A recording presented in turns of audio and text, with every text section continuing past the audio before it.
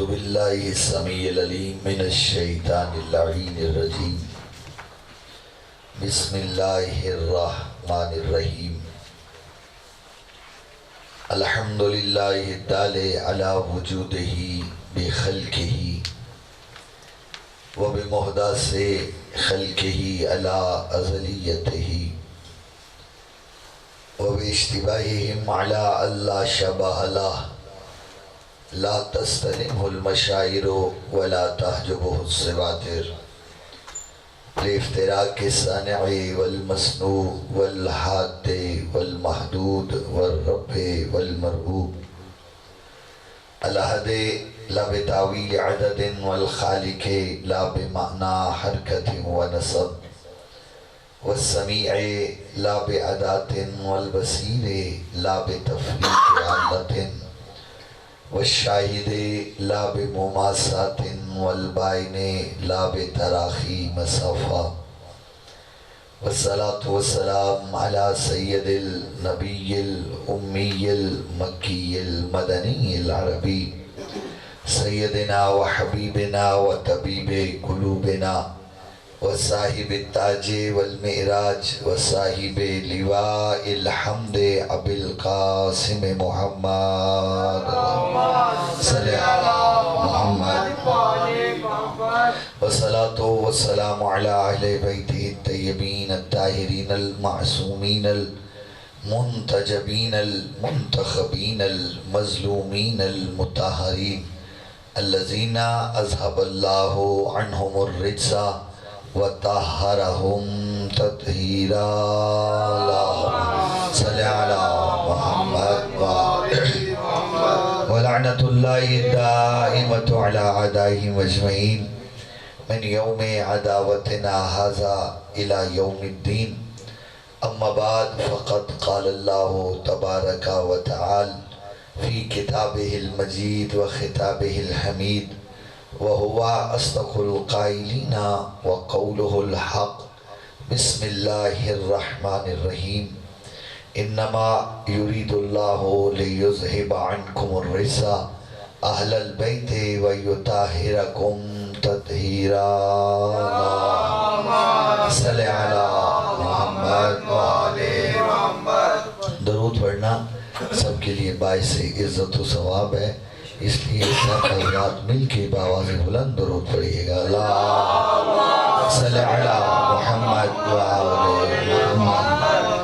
سیدت نساء العالمین مخدومہ کونین ام الحسنین حضرت فاطمۃ الزہرا صلوات اللہ علیہ اللہم صلی علی محمد کہ ذکر کی مجلس ہے اور میرے نوجوان بھائی آپ سب تشریف فرمائے ہیں۔ یقین کیجئے یہ اللہ کا بہت بڑا احسان ہے جو اللہ نے ہمیں نعمتیں عطا کی ہیں، لاتعداد نعمتیں ہیں۔ ان نعمتوں میں سے جو سب سے بڑی نعمت ہے وہ معرفت محمد و آل محمد ہے۔ اللہ نے ہمیں یہ عظیم نعمت عطا کی ہے اور خوش نصیب ہے وہ انسان کہ جس سے زہرا راضی ہو جائے، رسول کی بیٹی جس سے راضی ہو جائے، اس سے زیادہ خوش نصیب انسان اس کائنات میں کوئی نہیں۔ اور میں ایک دو باتیں کرنا چاہ رہا ہوں چونکہ آپ سب میرے نوجوان بھائی بیٹھے ہیں، بڑی کام کی باتیں۔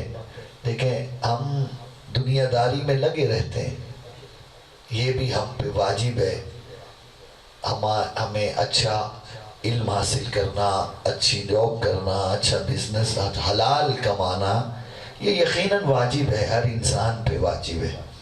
لیکن ان واجبات کے ساتھ ساتھ یہ ہیں کہ ہماری جسمانی واجبات جو ہماری جسمانی ضرورتیں پوری کرتی ہیں، اور اس کے ساتھ ساتھ اللہ نے ہمارے لیے روحانی واجبات بھی کچھ رکھے ہیں۔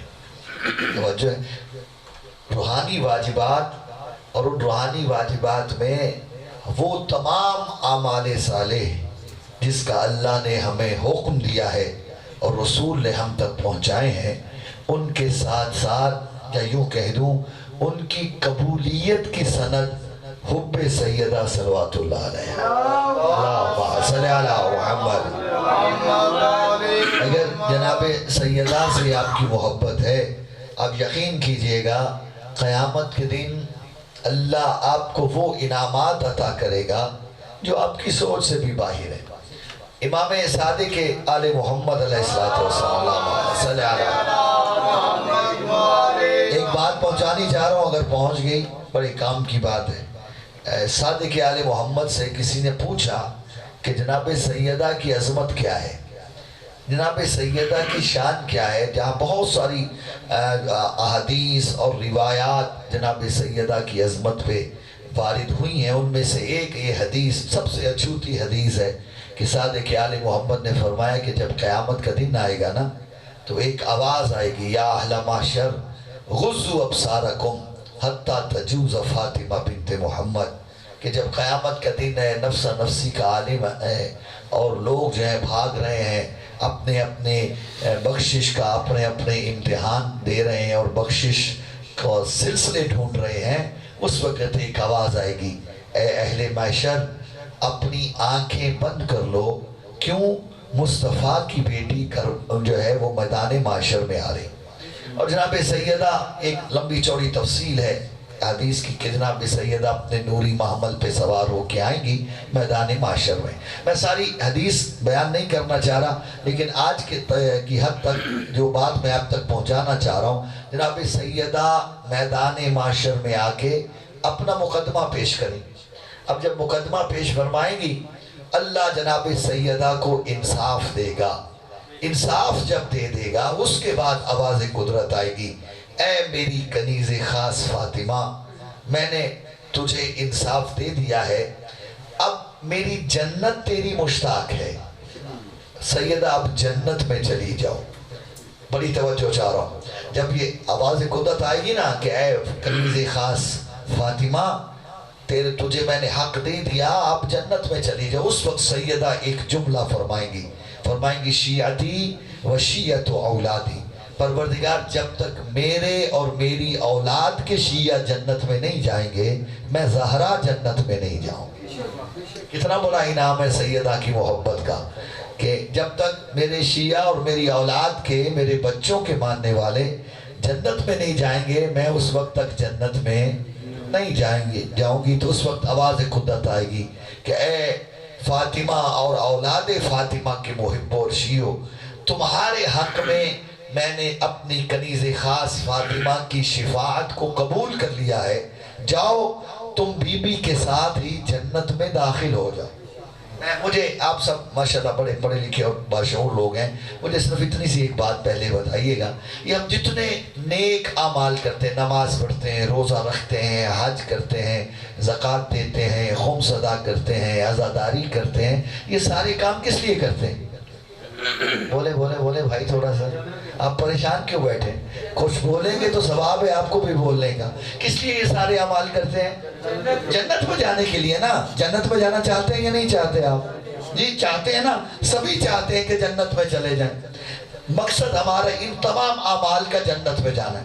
اب قیامت کا دن جب اللہ فرمائے گا کہ میں نے تمہارے حق میں سیدہ کی شفاعت کو قبول کر لیا ہے، تم سب جنت میں چلے جاؤ، تو مقصد تو حل ہو گیا یا نہیں ہو گیا؟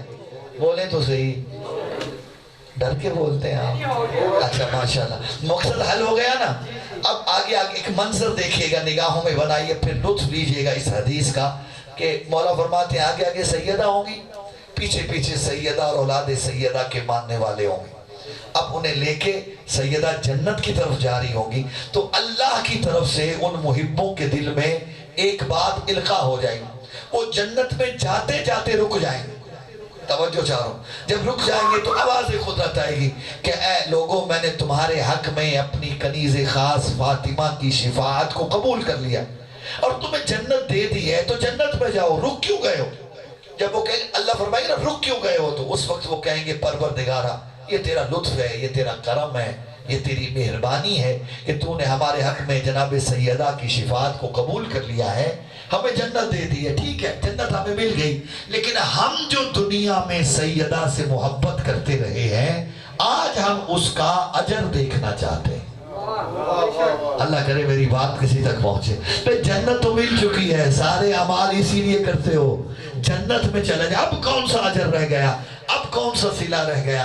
तो कहेंगे परवरदिगार हम जो दुनिया में सैयदा से मोहब्बत करते रहे हैं, हम उस मोहब्बत का सिला और अजर देखना चाहते हैं। जब ये जुमले कहेंगे इमाम सादिक फरमाते हैं उस वक्त आवाज़ कुदरत आएगी, जाओ मैदान महशर में फिरो, जिस किसी ने इस सैयदा की मोहब्बत में तुम्हें खाना खिलाया, तुम्हें पानी पिलाया, तुमसे किसी मुश्किल को दूर किया, हत्ता कि तुमसे मुस्कुरा के बात की है, उसका हाथ पकड़ो और उसे भी जन्नत में ले जाओ। उसके भी सारे मैंने गुनाह माफ कर दिए हैं। और मसूम फरमाते हैं जब ये बात होगी ना, ये बात होगी तो जन्नत इतनी सस्ती हो जाएगी, इतनी सस्ती हो जाएगी कि माँ सिवाय काफिर, मुशरिक और मुनाफिक के कोई बंदा ऐसा रहेगा नहीं कि जो जहन्नुम में जाने वाला। सिर्फ इन तीन की बख्शिश नहीं होगी, काफिर, मुशरिक और मुनाफिक। तो एक सैयदा की मोहब्बत कितना अजीम तोहफा है खुदा का कि जो अल्लाह ने हमें अता किया, और हम इस काबिल ही नहीं है। मैं दो चार बातें कर रहा हूँ, घबराए तो नहीं बैठे? अल्लाह सल्ले अला मुहम्मद व आले। ये जनाब सैयदा का वो मकाम है जो कायनात में अल्लाह ने किसी खतून को अता नहीं किया। ये सैयदते निसाइल आलमीन है, ज़माने की आलमीन की औरतों की सरदार। अच्छा मज़े की बात है, जनाब मरियम भी औरतों की सरदार थी। तवज्जो, जनाब सैयदा भी सैयदते निसाइल आलमीन है, जनाब मरियम भी सैयदते निसाइल आलमीन। तो दोनों में फ़र्क क्या है, दोनों में अजीम कौन है, दोनों में बाज़मत कौन है? यकीनन हज़रत मरियम भी ज़माने की औरतों की सरदार थी और सैयदा भी आलमीन की औरतों की सरदार हैं। दोनों में फ़र्क ये है कि मरियम सिर्फ अपने ज़माने की औरतों की सरदार है और सैयदा अव्वलीन और आखरीन में से हर औरत की सरदार है। यानी हज़रत आदम से लेके क़यामत तक जितनी भी ख़वातीन आएंगी उनकी सरदार है जनाब सैयदा सल्लल्लाहु अलैहि। और मैं एक जुमला कह रहा हूँ, अगर पहुँच जाए तो लुत्फ़ लीजिएगा कि वो जो मकसद तख्लीक़ कायनात है, मैं आपको यकीन समझे हज़ारों समझ के पढ़ो, आप अपने आप को न जाने क्यों कम समझ रहे हैं। थोड़ा सा बोलने की भी आदत डालें, मजलिस में बोलना सवाब का काम है। कि वो जो मकसद तख्लीक़ कायनात है उसके मकसद तख्लीक़ का नाम फातिमा है। मेरी बात पहुंची है भाई? हज़रत सैयदुल अंबिया हज़रत मोहम्मद मुस्तफ़ा सल्लल्लाहु अलैहि वसल्लम वो हैं कि जो मकसद तख्लीक़ कायनात, मकसद तख्लीक़ कायनात का मतलब क्या है कि जिनके सदक़े में अल्लाह ने कायनात को खल्क़ किया। तवज्जो है? तो जो मकसद तख्लीक़ कायनात हैं उनकी मकसद तख्लीक़ का नाम फातिमा है। और ये मैं कोई खिताबत नहीं कर रहा, इसके पीछे हदीस कुदसी है। हदीस कुदसी समझते हैं किसे कहते हैं? हदीस कुदसी अल्लाह का कलाम है। तवज्जो है? लेकिन कुरान भी अल्लाह का कलाम है, हदीस कुदसी भी, बोले तो सही, अल्लाह का कलाम। अच्छा इन दोनों में फ़र्क क्या है? कुरान और है, हदीस कुदसी और। जो हदीस कुदसी है वो कुरान नहीं, जो कुरान है वो हदीस कुदसी नहीं। हालांकि दोनों अल्लाह के कलाम है, कुरान भी अल्लाह का कलाम और हदीस कुदसी भी अल्लाह का कलाम। दोनों में फ़र्क क्या है? तो दोनों में फ़र्क ये है कि जब अल्लाह ने अपने हबीब पे कुरान को नाजिल फरमाया तो दरमियान में हज़रत जिब्रील वसीला थे, यानी हज़रत जिब्रील वही लेके आते और आके रसूल खुदा तक पहुँच जाते। यानी जब कुरान एक ऐसा कलाम खुदा है कि जिसमें अल्लाह ने जब अपने हबीब से बात करना चाही दरमियान में जिब्रील को वसीला रखा। लेकिन हदीस कुदसी अल्लाह का वो कलाम है जिसमें अल्लाह ने दरमियान से जिब्रील को भी हटा दिया है। बराह रास्त गुफ्तगू है अल्लाह की और अल्लाह के हबीब की, उसको कहते हैं हदीस कुदसी। हदीस का अरबी में मतलब होता है गुफ्तगू, बात को हदीस कहते हैं। हदीस कुदसी यानी अल्लाह की बात, अल्लाह का कलाम, अल्लाह की वो बात जो अल्लाह ने सिर्फ अपने हबीब से की है, बराह रास्त की है और दरमियान में जिब्रील भी वसीला नहीं है। حدیث قدسی میں اور بہت ساری باتیں ہیں، لا تعداد بات گفتگو ہے اللہ کی اور اس کے حبیب کی، اس میں سے ساری باتیں رسول نے ہمیں نہیں بتلائیں، چند ایک بتلائیں۔ ان میں سے ایک بات یہ ہے جو حضور نے بتلائی کہ حضور نے فرمایا، خداوند متعال نے فرمایا میرا حبیب لولاکا لما خلقت الافلاک، اگر تو نہ ہوتا تو میں اس کائنات کو پیدا ہی نہ کرتا۔ توجہ صاحبہ، اگر تو نہ ہوتا تو میں اس کائنات کو پیدا ہی نہ کرتا اس کائنات کو، یعنی اس کائنات کو خلق کرنے کے پیچھے جو مقصد ہے وہ سید الانبیاء، یعنی مقصد تخلیق کائنات حضور ہے۔ توجہ چاہ رہا ہوں، لیکن مزے کی بات یہ ہے حدیث یہی نہیں رکی بلکہ اللہ نے بات کو آگے بڑھا دیا کہ میرا حبیب لولاکا لما خلقت الافلاک، اگر تو نہ ہوتا تو میں کائنات کو خلق نہ کرتا۔ اگر بول سکیں آپ، فرمایا میرا حبیب لولاک علی لما خلقتکا، اگر تو نہ ہوتا کائنات کو نہ بناتا، اور اگر علی نہ ہوتا میں تجھے بھی خلق نہ کرتا۔ میری بات پہنچ رہی ہے صاحبہ؟ یہ حدیث قدسی ہے، میرا حبیب اگر تو نہ ہوتا کائنات نہ ہوتی، لولا علی لما خلقتکا، اگر علی نہ ہوتا میرا حبیب میں تجھے بھی خلق نہ کرتا۔ حضور بات یہاں بھی نہیں رکی، اللہ نے بات کو اور آگے بڑھا دیا، فرمایا میرا حبیب لولا لما خلقت الافلاک، تو نہ ہوتا کائنات نہ ہوتی، لولا علی لما خلقتکا، اگر علی نہ ہوتا میں تجھے بھی خلق نہ کرتا۔ پھر فرمایا لولا فاطمہ لما خلقتکما، اے میرا حبیب اگر فاطمہ نہ ہوتی نہ تجھے خلق کرتا نہ علی کو خلق کرتا۔ میری بات پہنچے؟ یہ مقام ہے شہزادی کا کہ جو وجہ تخلیق سید الانبیاء ہے۔ توجہ چاہ رہا ہوں، حالانکہ بیٹی ہیں، بات سمجھ میں آ رہی میری؟ ہے حضور کی بیٹی، لیکن مقصد تخلیق سید الانبیاء، وجہ تخلیق ظاہر رسالت امام جناب سیدہ، اور یہی وجہ ہے کہ رسالت امام کا بڑا مشہور و معروف فرمان ہے کہ الفاطمہ تو ام ابیہا، فاطمہ اپنے باپ کی بھی ماں ہے۔ میری بات پہنچی ہے صاحبہ؟ خاندان زہرا پہ بلند تر صلوات، صلی علی محمد۔ فاطمہ اپنے باپ کی بھی ماں ہے۔ اچھا دیکھیں، یہ جو ترجمہ میں نے اس حدیث کا کیا ہے یہ اس کا ظاہری ترجمہ ہے۔ ظاہراً ہم ماں کو کہتے، توجہ صاحبہ، اور اپنے باپ کی بھی ماں ہے، یہ عجیب سی تعبیر ہے، اور کائنات کا رسول جو ہے وہ کبھی غلط تعبیر نہیں دے سکتا۔ آخر کوئی تو وجہ ہے نا کہ جس کی وجہ سے اللہ کے حبیب نے اپنی بیٹی کو اپنی ہی ماں کا درجہ دیا۔ میری بات پہنچی؟ اور اس پہ علماء نے بہت ساری بحثیں کی ہیں اس حدیث سید الانبیاء پہ کہ یہ رسول نے کیوں فرمایا کہ فاطمہ تو ام ابیہا، فاطمہ اپنے باپ کی بھی ماں ہے۔ تو علماء نے ایک جملہ یہ لکھا کہ رسالت ماپ نے سیدہ کو اس لیے یہ فرمایا کہ ام ابیہا ہے، اپنے باپ کی بھی ماں ہے، کہ حضور کی جو والدہ تھی نا وہ حضور کے بچپن میں انتقال کر دی۔ توجہ صاحبان، ترستے رہے ماں کی محبت کو، جب تک جناب فاطمہ بنت اسد زندہ رہیں حضور کو ماں کی یاد نہیں آنے دی۔ توجہ چاہ رہا ہوں، لیکن حضور بھی ماں کی محبت، ماں کی شفقت، ماں کی خیال کو ترستے رہے، لیکن جب اللہ نے رسول کو زہرا جیسی بیٹی عطا کی تو جناب سیدہ نے حضور کی ایسی خدمت کی کہ رسول کو کہنا پڑ گیا یہ میری بیٹی نہیں، یہ میری ماں ہے۔ توجہ صاحبہ، یہ ہے اس حدیث کا ظاہری معنی، لیکن ام عربی میں صرف ماں کو نہیں کہا جاتا۔ توجہ چاہ رہا ہوں، کسی شے کی اصل کو بھی کہا جاتا ہے، اصل، بنیاد کو، اصل کو، جڑ کو کہا جاتا ہے۔ مثال کے طور پہ مکہ مکرمہ کا ایک نام ہے، شاید آپ کے اذہان میں محفوظ ہو، مکہ کا ایک نام ہے ام القریٰ۔ ام القریٰ، قاف نقطہ والا، ام القریٰ۔ ام القریٰ کا معنی جانتے کیا ہے؟ زمین کی ماں، ماں نہیں، زمین کی اصل، زمین کی جڑ۔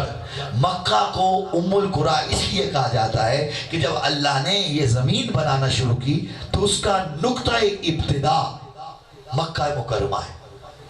مکہ میں کی زمین، اور مزے کی بات ہے، اور یعنی اس پوری کائنات کا اگر آپ جو ہے یہ علم ارضیات سمجھتے ہیں تو اس پوری زمین کا جو سینٹر پوائنٹ ہے، مرکز ہے، وہ مکہ ہے۔ توجہ صاحبہ، اور مکے کا مرکزی نقطہ خانہ کعبہ ہے۔ توجہ ہے، بیت اللہ بالکل زمین کے بالکل مرکز سینٹر میں۔ اگر علم ارضیات اگر آپ نے دیکھا اور پڑھا ہے کہ زمین کے جو مرکز ہے وہ ہے مکہ مکرمہ، اور مکہ مکرمہ کا جو سینٹر اور مرکز ہے وہ خانہ کعبہ ہے، اور خانہ کعبہ کے درمیان کا جو سینٹر مقام ہے وہ ایک مرکزی نقطہ ہے اس زمین کا۔ توجہ چاروں، اگر میری بات پہنچے تو لطف لیجئے گا کہ ساری زمین کا مرکز مکہ، مکے کا مرکز خانہ کعبہ، خانہ کعبہ کے اندر بھی ایک نقطہ ہے، مرکزی نقطہ، جو سارے خانہ کعبہ کے بالکل سینٹر میں ہے، اسے کہتے ہیں جوف کعبہ، اسے کہتے ہیں جوف کعبہ، اور علی وہ ہے جس کی ولادت اس جوف کعبہ پر ہوئی ہے۔ یعنی ساری کائنات زمین کے بالکل مرکزی نقطہ پہ سرکار علی ابن ابی طالب اس دنیا میں تشریف لائے۔ یعنی باتوں سے باتیں نکلتی جائیں گی۔ جو بات میں سمجھانا چاہ رہا تھا کہ مکے کا ایک نام کیا ہے؟ ام القریٰ، ام القریٰ یعنی زمین کی اصل، زمین کی جڑ، اور یہی وجہ ہے کہ مکے کے رہنے والوں کو اور مسلمانوں نے، اور قرآن نے اس کو متعدد مقامات پہ اسی لقب، اسی نسبت کے ساتھ مکے کے رہنے والوں کو ذکر کیا۔ 4 آیتیں تو اللہ نے حضور کے بارے میں نازل کی نا کہ وَالَّذِي بَعَثَ فِي الْأُمِّيِّينَ رَسُولًا، اللہ وہ ہے جس نے امیوں میں اپنا رسول بھیجا۔ میری بات پہنچی ہے صاحبان؟ اور چلے ایک یہ مغالطہ بھی دور کرتا چلا جاؤں، بڑی بحث چل رہی ہے کہ رسول کو پڑھنا لکھنا آتا تھا یا نہیں آتا تھا، توجہ ہے؟ اور وہ کہتے ہیں جی اللہ نے رسول کو امی کہا ہے۔ امی کا مطلب ہوتا ہے جاہل، ان پڑھ۔ توجہ ہے کہ اللہ وہ ہے کہ جس نے تمہیں رسول النبی الامی الذی یجدونہ مکتوب عندہم فی التوراۃ والانجیل، یہ آیت ہے قرآن کی کہ جس میں اللہ نے اپنے نبی کو امی کہا ہے اور کہا امی جین میں رسول بھیجا جو انہی میں سے ہے۔ تو جی مطلب جی رسول کو لکھنا پڑھنا نہیں آتا۔ بھائی امی کا مطلب صرف ان پڑھ نہیں ہوتا، امی کا ایک مطلب ہوتا ہے مکے کا رہنے والا۔ میری بات پہنچی ہے صاحبان؟ تو اللہ نے اگر حبیب کو امی کہا ہے تو اس لیے کہا ہے کہ مصطفیٰ مکہ میں تشریف لائے، تو جب مکے کے رہنے والے تھے، جیسے اور مکے کے رہنے والے انہیں امیین کہا جاتا ہے۔ تو امی یہ لقب ہے، توجہ چاہ رہا ہوں، ام القریٰ کے رہنے والوں کا، توجہ چاہ رہا ہوں۔ اور ام القریٰ ہے مکہ۔ مکہ کا کیا ہے؟ جو زمین کی جڑ ہے، جو زمین کی اصل ہے، توجہ چاہ رہا ہوں۔ اور حضور نے یہی سمجھانا چاہا ہے کہ الفاطمہ تو ام ابیہا، یعنی فاطمہ اپنے باپ کی بھی اصل ہے، ماں نہیں اصل ہے، اپنے ماں کی بھی جڑ ہے، اپنے باپ کی بھی جڑ ہے۔ کیوں؟ میں وہ حدیث قدسی جو میں نے آپ کو سنائی، اس کے پیچھے وہی حدیث ہے کہ اللہ فرما رہا تھا لولا فاطمہ لما خلقتکما، اگر فاطمہ نہ ہوتی میں تمہیں خلق ہی نہ کرتا۔ یعنی رسول فرما رہے ہیں کہ میری بنیاد، میری جڑ فاطمہ ہے، اگر فاطمہ نہ ہوتی تو مصطفیٰ بھی نہ ہو۔ ایک دفعہ مل کے بابا سے بلند صلوات پڑھیے گا۔ اجازت ہے 2-4 باتیں اور گھبرائے تو نہیں بیٹھے نا؟ ایک کھلے دل سے درود پڑھیے گا۔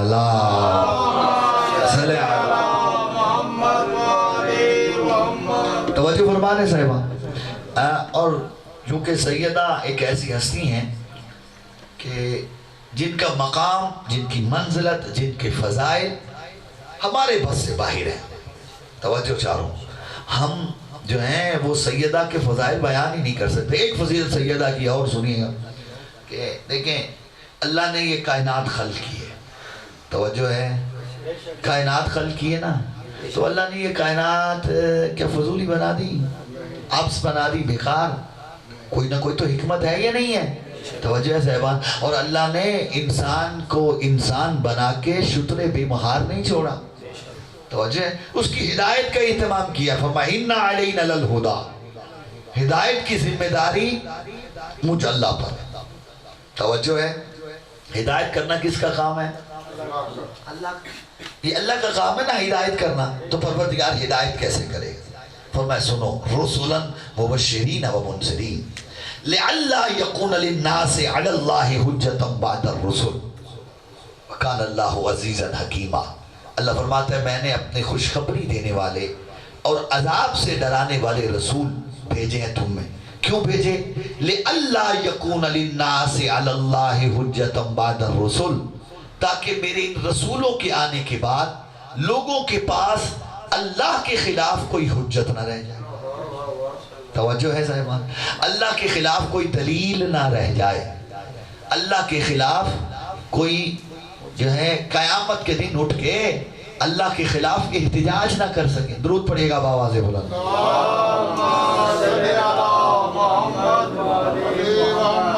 توجہ فرما رہے صاحبان، اللہ کے خلاف قیامت کے دن کوئی دلیل قائم نہ کر سکے کہ اللہ کہے تمہیں جہنم میں ڈال رہا ہوں، تو وہ کہے پروردگار ہمیں جہنم میں کیوں ڈالے گا، تم نے میری ہدایت پہ عمل نہیں کیا۔ تو وہ کہنے کا حق رکھتے تھے کہ پروردگار کوئی تھا ہی نہیں جو ہماری ہدایت کا انتظام کرتا۔ توجہ ہے، کوئی تھا ہی نہیں، اگر کوئی ہمیں بتانے والا ہوتا تو آج ہم جہنم میں نہ جا رہے ہوتے، جنت میں جا رہے ہوتے۔ یعنی اللہ کے خلاف دلیل قائم کر سکتے تھے یا نہیں کر سکتے تھے؟ اس دلیل کو اللہ نے جن ہستیوں کے ذریعے قطع کیا، ختم کیا، انہیں شریعت اسلامی میں حجت الہی کہتے ہیں۔ یعنی جتنے بھی انبیاء و رسول ہیں وہ اللہ کی حجت بن کے آئے، یعنی اللہ کی دلیل بن کے آئے، اللہ کی حجت بن کے آئے۔ اور دیکھیں حجت کا اور جن پر جو حجت ہوتی ہے ان کے درمیان دوہرا رشتہ ہوتا ہے۔ مثال کے طور پہ نبی، ہر نبی حجت بن کے آئے، جو اس نبی کی امت ہے اس پر وہ نبی حجت ہے، اور لوگوں پہ واجب ہے کہ اپنے حجت کی اطاعت کریں، اپنے حجت کی فرما برداری کریں۔ اور مزے کی بات یہ ہے کہ اللہ فرماتا ہے تلک الرسل فضلنا بعضهم علی بعض، ہم نے بعض رسولوں کو بعض پر فضیلت عطا کی۔ ٹھیک ہے، کچھ نبی، کچھ رسول جو کچھ اولی العزم بنائے، ان میں کسی کو سید الانبیاء بنا دیا۔ یعنی ہر نبی بھی ایک جیسا نہیں ہے۔ اور مزے کی بات یہ ہے کچھ ایسے 1,24,000 کم و بیش انبیاء ہیں، ان میں سے کچھ نبی ایسے ہیں جو صرف اپنی ذات کے لیے نبی بن کے آئے۔ توجہ ہے، کچھ نبی ایسے ہیں جو صرف اپنے گھر والوں کے لیے نبی بن کے آئے، کچھ نبی ایسے ہیں جو اپنے قبیلے اور خاندان کے لیے نبی بن کے آئے، کچھ نبی ایسے ہیں جو ایک خطے، ایک مخصوص علاقے کے لیے، اس مخصوص شہر کے لیے نبی بن کے آئے، کچھ نبی ایسے ہیں کہ جو پوری انسانیت کے لیے نبی بن کے آئے۔ توجہ ہے، اور میرا رسول وہ ہے جسے اللہ نے عالمین کے لیے نذیر بنا کے بھیجا ہے۔ اگر بول سکے آپ میرے ساتھ، فرق ہے نا سارے رسولوں میں، کہ جو میں بات سمجھانا چاہ رہا تھا، جو نبی ہے اس کا جو دائرہ اختیار ہے وہ ان پر اللہ کی حجت ہے، اور جن پر وہ اللہ کی حجت ہے انہیں اپنی حجت کی اطاعت کرنا ضروری ہے، واجب ہے۔ توجہ ہے نا صاحبان۔ اور دیکھیں جو نبی اپنے گھر والوں کے لیے حجت بن کے آئے تو ان کے گھر والوں پہ واجب ہے ان کی اطاعت کرنا۔ جو نبی اپنے قبیلہ اور خاندان کے لیے حجت بن کے آئے، ان کے قبیلہ اور خاندان پہ واجب ہے ان کی اطاعت کرنا۔ توجہ ہے نا صاحبہ۔ اور جو نبی جو تھے وہ ایک خطے علاقے کے لیے نبی بن کے آئے، پورے علاقے پہ واجب تھا اپنی حجت کی اطاعت کرنا۔ اور جو نبی انسانیت کے لیے حجت بن کے آئے، ساری انسانیت پہ واجب ہے ان کی اطاعت کرنا۔ اور میرا رسول تو عالمین کے لیے نبی بن کے آیا ہے، بولے تو صحیح، عالمین کے لیے جب نبی بن کے آئے نا تو عالمین پر واجب تھا سید الانبیاء کی اطاعت کرنا۔ اللہ کرے میں بات اپنی کسی تک پہنچا پاؤں۔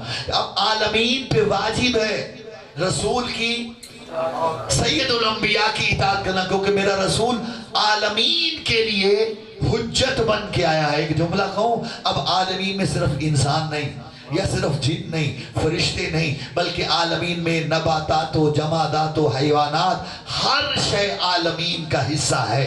اور میرا رسول ہے عالمین کے لیے حجت، یا یوں کہہ دوں اللہ ہے رب العالمین، مصطفیٰ ہے حجتاً للعالمین۔ یعنی جس کو اللہ نے خلق کیا ہے، جس کا اللہ خالق ہے، مصطفیٰ اس پہ حجت ہے، اور جس کو اللہ نے خلق کیا ہے اس پہ مصطفیٰ کی اطاعت واجب ہے تو اب اگر دیکھو کہ چاند دو ٹکڑے ہو رہا ہے یہ مت سمجھ لینا کہ مصطفیٰ نے معجزہ دکھایا ہے.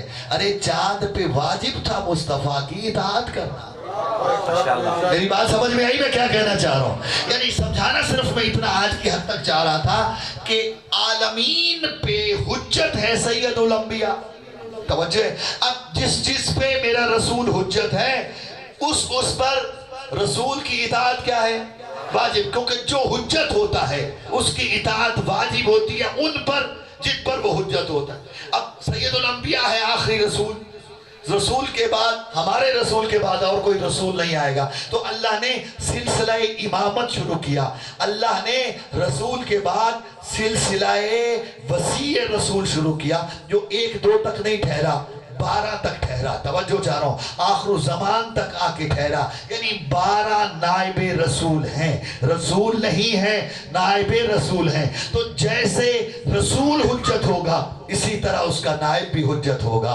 جس طرح رسول عالمین کے لیے حجت بن کے آیا تو جو اس کا وسیع بن کے آئے گا جو اس کا وزیر بن کے آئے گا جو اس کا خلیفہ بن کے آئے گا جو اس کا جانشین بن کے آئے گا اس کی بھی اطاعت عالمین پر واجب ہوگی. اور جو آدم سرکار علی سے لے کے امام آخر زمان تک یہ 12 کے 12 حجت الہی ہیں. ان سب پر کی اطاعت عالمین پر اسی طرح واجب ہے جس طرح رسول کی اطاعت عالمین پہ واجب ہے. میں نے بڑا وقت لیا کوشش کر رہا تھا کہ میری بات آپ تک پہنچ جائے. اگر پہنچ گئی تو جملے کا لطف لیجیے گا. یعنی سرکار علی سے لے کر امام آخر زمان تک یہ 12 کے 12 عالمین پر مصطفیٰ کی طرح حجت قرار پائے. تو 11واں معصوم ارشاد فرماتا ہے کہ نحنو حجت اللہ علی الخلق وجدتنا فاطمہ حجت علینا.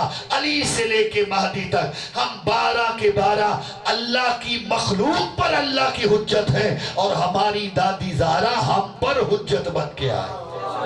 نعرہ تکبیر، نعرہ رسالہ، نعرہ حیدری، نعرہ بلندتر صلوات. اللہم صلی علی محمد. متوجہ ہیں صاحبان؟ یہ سیدہ ہم پہ نہیں معصوموں پہ حجت بن کے آئی. تو اگر معصوم پہ سیدہ کی اطاعت واجب ہے تو لامحالہ ہم پر بھی سیدہ کی اطاعت بولے تو صحیح. یہ مقام ہے شہزادی کونین کا. اور صرف جو آیہ مجیدہ میں نے تلاوت کرنے کا شرف حاصل کیا ہے یوں باتوں سے باتیں نکلتی جائیں گی. صرف 1 یا 2 باتیں مزید اس پہ کرنا چاہتا ہوں اگر آپ اجازت دیں تو. ناراض تو نہیں بیٹھے نا بھائی؟ مولا آپ کو سلامت رکھے. آئے بڑی مشہور و معروف آیا جو میں نے آپ کی خدمت میں تلاوت کا شرف حاصل کیا. دل پہ ایک ہی ہے کہ اللہ فرماتا ہے انما یرید اللہ لیذہب عنکم الرجس اہل البیت ویطہرکم تطہیرا. اللہم صلی علی کہ اللہ فرمانا چاہ رہا ہے کہ سوائے اس کے اور کچھ نہیں. یہ جو انما ہے نا، انما جو عربی سمجھتے ہیں یا جو قرآن فہمی کا ذوق رکھتے ہیں یہ عربی میں یہ انما کلمہ حصر کہلاتا ہے. کلمہ حصر کا مطلب ہوتا ہے حصر یعنی حصار کھینچنے والا کلمہ. توجہ چاہ رہا ہوں. اور یہ جس جملے پہ جس بات پہ جس گفتگو پہ عربی میں یہ کلمہ انما لگا دیا جائے اس کا فائدہ یہ ہوتا ہے کہ جو اس چیز کے حقدار ہوتے ہیں وہ اس دائرے کے اندر رہتے ہیں. جو اس کا حقدار نہیں ہوتا وہ باہر سے اس دائرے میں داخل ہی نہیں ہو سکتا. یعنی کلمہ حصر ایک حصار کھینچ دیتا ہے یہ کلمہ. اور اللہ نے اس آیت میں حصار بنا دیا. انما یرید اللہ لیذہب عنکم الرجس اہل البیت.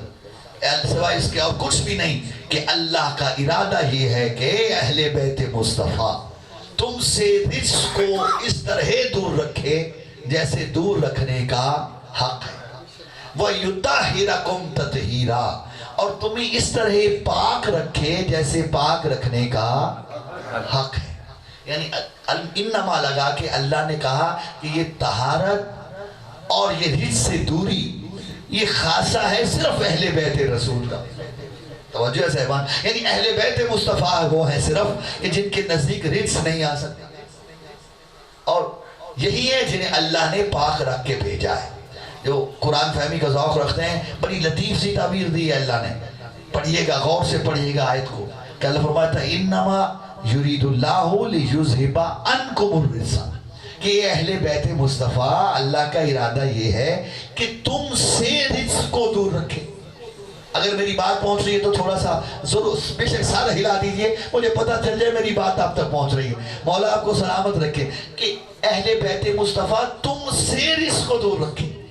یہ نہیں کہا کہ تمہیں رجس سے دور رکھوں گا، میری بات پہنچی ہے، بلکہ کیا کہا رجس کو تم سے دور رکھوں گا. یعنی اللہ سمجھانا یہ چاہتا ہے کہ اہل بیت مصطفیٰ وہ پاکیزہ ہستیاں ہیں، وہ رجس کے قریب نہیں آنا چاہتی، لیکن رجس چاہتا ہے کہ کسی نہ کسی بہانے ان کے قریب ہو جاؤں.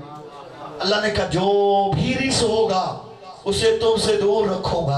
تو قبلہ اللہ نے تو اسی آیت میں فیصلہ کر دیا، اس لیے آپ گھبرایا نہ کیجئے. جو بھی تمہیں اہل بیت کا دشمن نظر آئے سمجھ جانا رجس ہی ہوتا ہے. اگر رجس نہ ہوتا تو اہل بیت کے قریب ہوتا. توجہ صاحبان، لیذھب عنکم الرجس، تم سے رجس کو دور رکھے.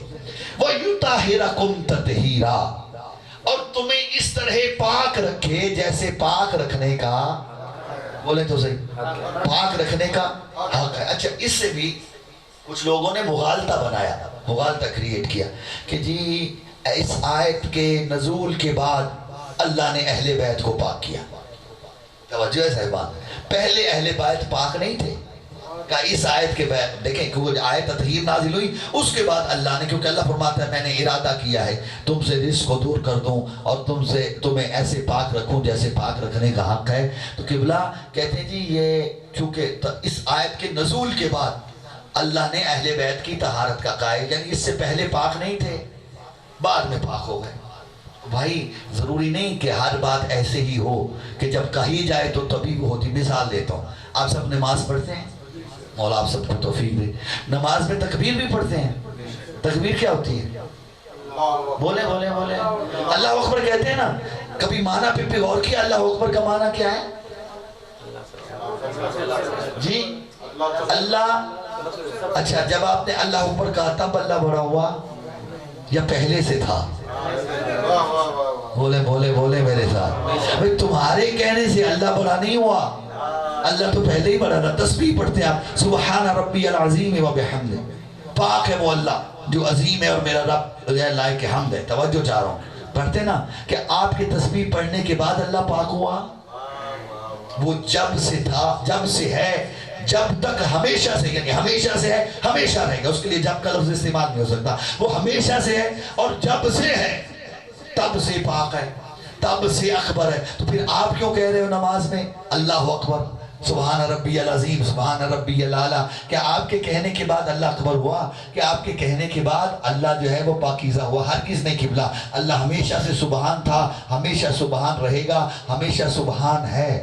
آپ صرف اعلان کر رہے ہو کہ ہم اس کی ربوبیت کا اقرار کر رہے ہیں، ہم اس کی سبحانیت کا اقرار کر رہے ہیں، ہم اس کے اکبریت کا، تکبیر کا، اس کی کبریائی کا اعلان کر رہے ہیں. بس قبلہ محمد و اہل بیت محمد وہ ہستیاں ہیں جو آیہ تطہیر کے نزول کے بعد پاک نہیں ہوئی، یہ ہمیشہ سے پاک تھی. جب سے اللہ نے انہیں عالم انوار میں خلق کیا ہے یہ تب سے پاک ہے، لیکن آج اللہ ان کی طہارت کا اعلان کر رہا. بات حیدری. پھر سوال اٹھا کہ آج اعلان کرنے کی ضرورت کیا؟ توجہ ہے نا صاحبان، جب یہ پاک ہے تو پہلے دن سے کہہ دیتا. یہ مخصوص وقت کیا ہے؟ اور جانتے ہیں یہ بس ایک یا دو باتیں مجھے اور کرنی ہیں. بہت شکر گزار ہوں، بڑی محبت اور توجہ کے ساتھ آپ سماعت فرما رہے ہیں کہ اللہ نے یہ جو اعلان طہارت اہل بیت مصطفیٰ کیا ہے، اس کے اعلان کی ضرورت کیا ہے؟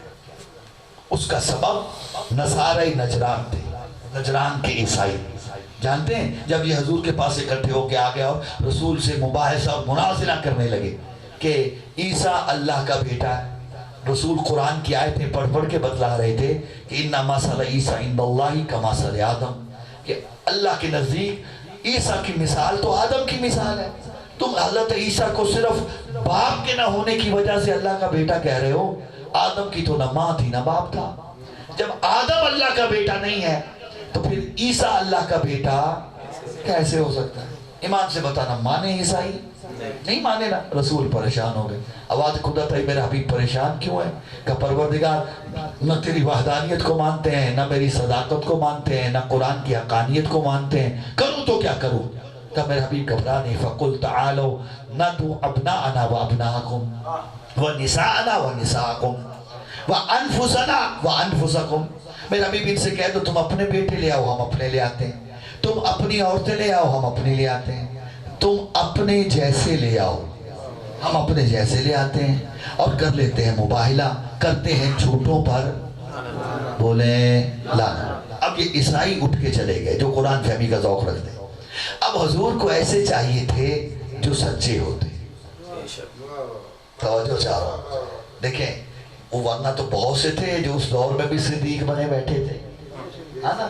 اللہ کے حبیب کو عام سچا نہیں چاہیے تھا، ایسا سچا چاہیے تھا کہ جس کے ہاں جھوٹ کا شائبہ تک نہ ہو. نہیں میں بات کر گیا ہوں، نہیں میں تھوڑی سی وضاحت کرتا ہوں. لیکن جھوٹ بولنا، جھوٹ کو ام القبائر کہا جاتا ہے. بتایا آپ کو، یعنی کبیرہ گناہوں کی اصل اور جڑ. جھوٹ اتنا بڑا گناہ ہے جھوٹ بولنا. اور جس نے زندگی میں ایک مرتبہ بھی جھوٹ بولا ہو وہ صدیق نہیں ہو سکتا. میری بات پہنچی ہے؟ اچھا چلیں.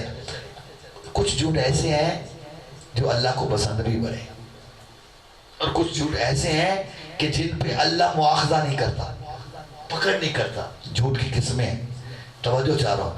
وہ جھوٹ جو اللہ کو پسند ہے وہ کیا مصنوع فرماتے ہیں کہ ان اللہ یبغض الصدق فی الفساد ویحب الکذب فی الصلح.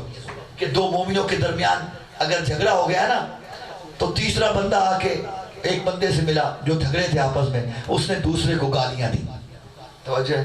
وہ دوسرے کے پاس آ گیا اور وہ تو تمہیں گالیاں بک رہا تھا. ایمان سے بتایا اس نے سچ بولا ہے یا جھوٹ؟ سچ بولا ہے نا، سچ بولا ہے. ایک دوست مثلا 3 دوست ہیں، 2 آپس میں لڑ پڑے، ایک کے پاس گیا، تیسرا بندہ جو نہیں لڑا تھا دونوں سے وہ پہلے کے پاس گیا، اس نے دوسرے دوست کو گالیاں، اس نے آ کے دوسرے دوست کو بتا دیا کہ وہ تو تمہیں گالیاں دے رہا ہے.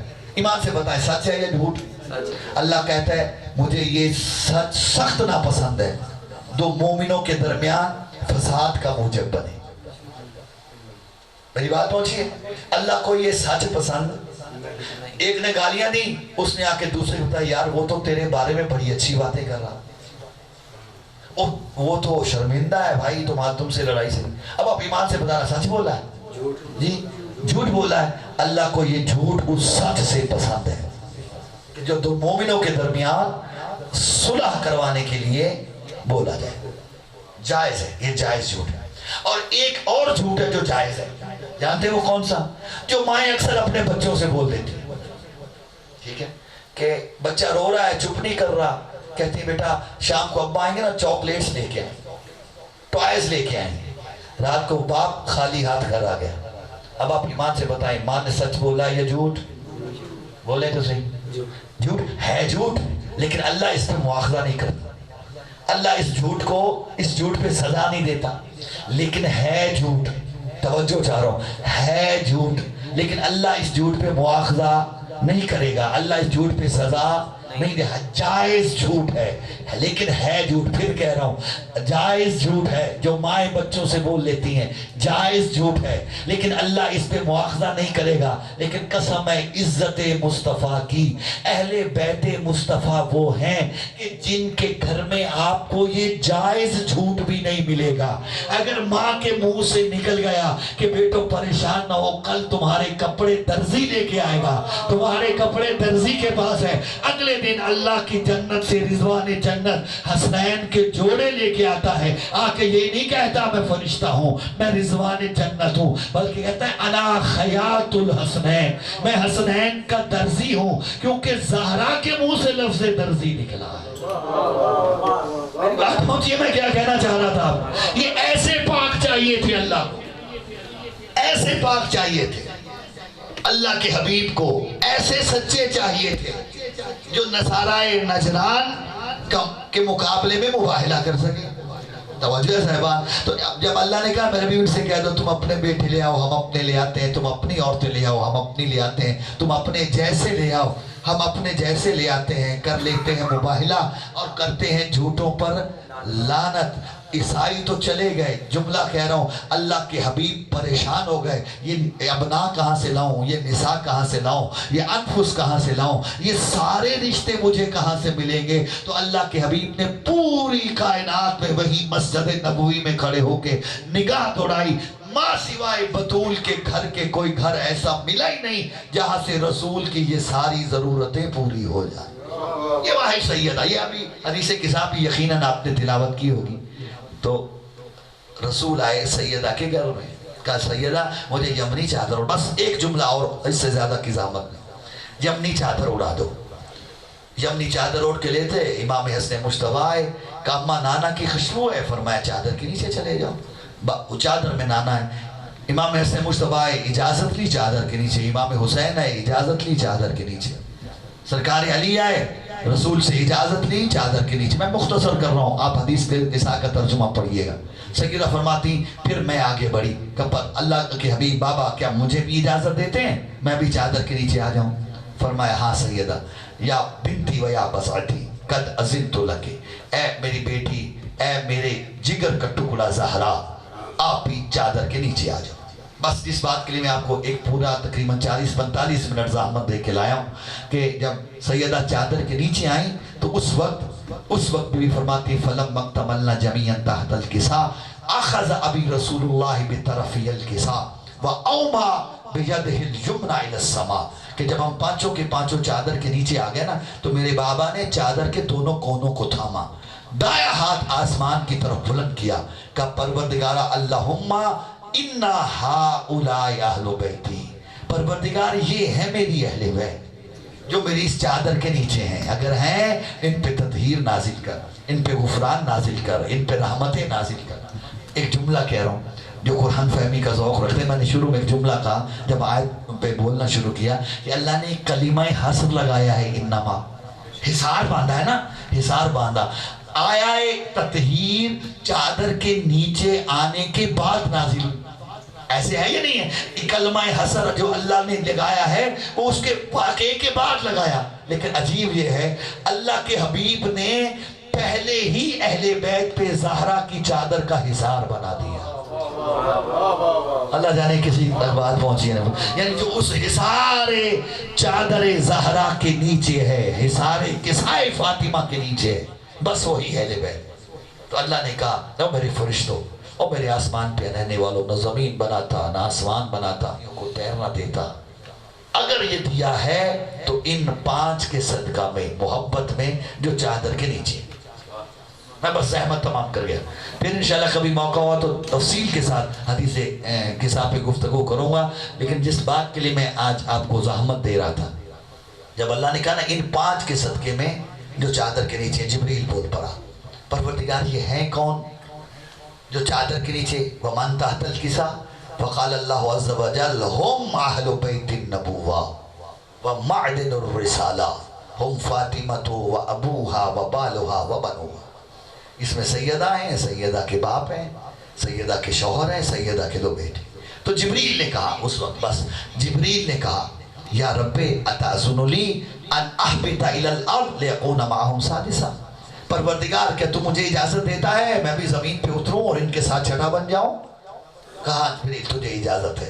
اب جبریل اترا, آ کے حضور سے خطاب کیا السلام علیکہ یا رسول اللہ, العلی الاعلی یقرئک السلام ویخصک بالتحیۃ والاکرام ویقول لک وعزتی وجلالی انی ما خلقت سماء مبنیہ ولا ارضا مدحیہ ولا قمر منیر ولا شمس مضیہ ولا فلک یدور ولا بحر یجری ولا فلک یسری الا لاجلکم ومحبتکم. کہ اللہ کے حبیب میرا سلام ہو, اور اللہ کے حبیب اللہ بھی آپ پہ درود و سلام پڑھ رہا ہے اور فرما رہے نہ دریاؤں کو روانی دیتا, نہ زمین کو خلق کرتا, نہ آسمان کا سائبان لگاتا, نہ کشتیوں کو تیرنا دیتا, نہ سورج و چاند کی قندیلیں روشن کرتا.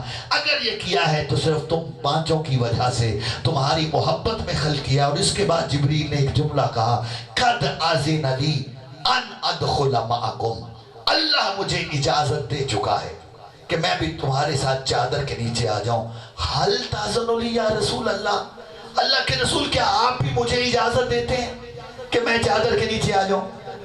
عجیب بات ہے نا یہ، اگر آپ نے غور کیا ہو کہ جب اللہ اجازت دے چکا ہے تو پھر رسول سے آ کے اجازت لینے کی ضرورت کیا ہے؟ توجہ چاہ رہا ہوں.